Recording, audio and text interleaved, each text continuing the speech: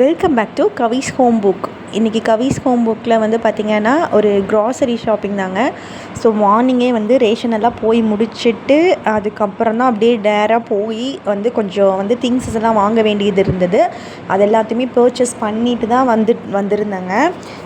கொஞ்சம் liquid detergents எல்லாமே காலி. ஸோ அதனால் அப்படியே பர்ச்சேஸ் பண்ணிடலாம் அப்படின்ட்டு கையோடு அதெல்லாம் வாங்கிட்டு வந்துட்டேன். ஏன்னா நான் தீர அப்பப்போ நான் வாங்கிடுவேன். ஸோ மொத்தமாக வந்து பல்காலாம் வாங்கி வந்து நான் ஸ்டோர் பண்ண மாட்டேன். எது தீருதோ அதை பார்த்து வச்சுட்டு நோட் பண்ணிவிட்டு ஸோ வாங்க போகிறப்ப அப்படியே வந்து வாங்கி எடுத்து அப்படியே நான் ஸ்டோர் பண்ணி வச்சுக்குவேன்.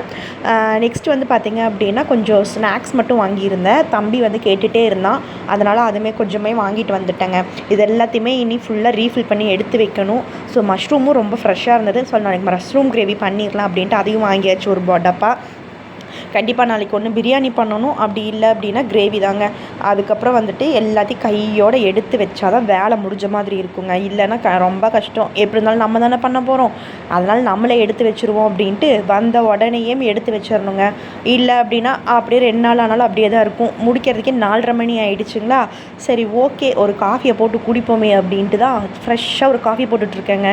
எப்படா நம்ம ரிலாக்ஸாக உட்காந்து அப்படியே குடிப்போன்றது செம்ம டயர்டு, செம்ம வெயிலுங்க, தலை வலி. அதனால் சரி ஓகேன்னு சொல்லிவிட்டு காஃபியை ஃப்ரெஷ்ஷாக போட்டு குடிச்சிட்டு டின்னர் ஒர்க் அப்படியே ஸ்டார்ட் பண்ணிட வேண்டியதாங்க. ஸோ கண்டிப்பாக மறக்காமல் சப்ஸ்கிரைப் பண்ணிக்கோங்க. நெக்ஸ்ட் வீடியோவில் நம்ம விலாக்ஸு நிறைய வருது.